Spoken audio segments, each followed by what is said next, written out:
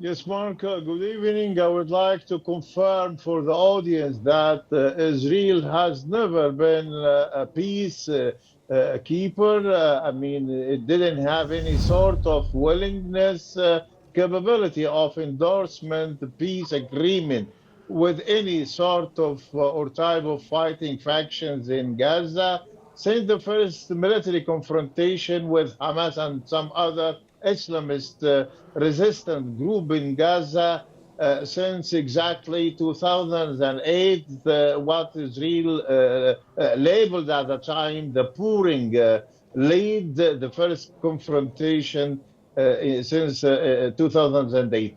Israel had never exerted such respect, honor for the Egyptian, Qatari, United States of America mediations since 2008. That's why I confirm that unless at least we reach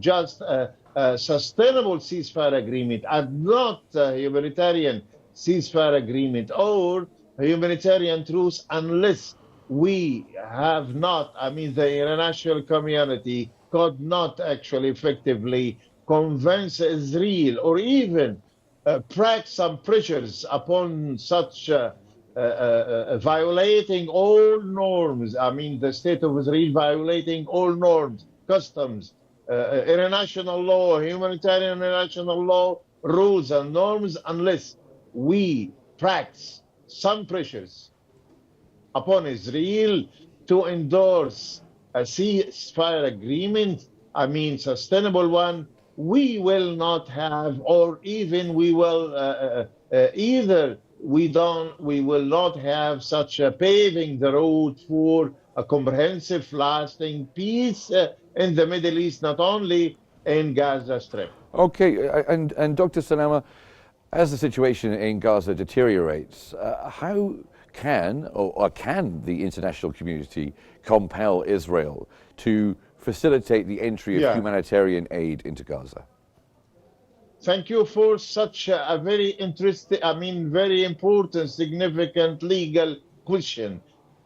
Some experts claim that we will wait for the United Nations or the General Assembly. No, this is not the truth. This is actually baseless and groundless because sovereign states, upon international law and also upon the law of international responsibility, have the power, the capacity to counter measures. I mean, to resort to countermeasures against Israel, boycotting, stopping, cancellation of all diplomatic and consular ties with Israel, embargo on all the ships. I mean, ships coming to the states and ports. And Malaysia did this last year, I mean 2023. However, the international community,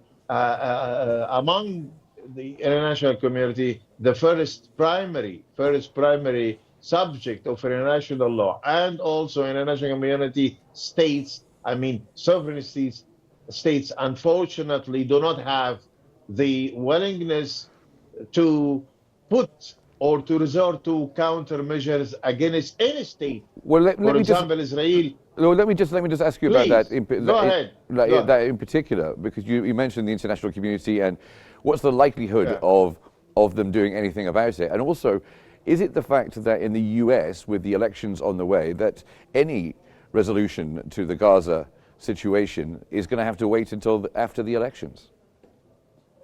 That's true, but I will tell you that even the Security Council would be postponed, as you said, by the United States of America coming or upcoming elections. However, I would like to reiterate the mere legal fact that single states or collectively sovereign states can put pressures on Israel.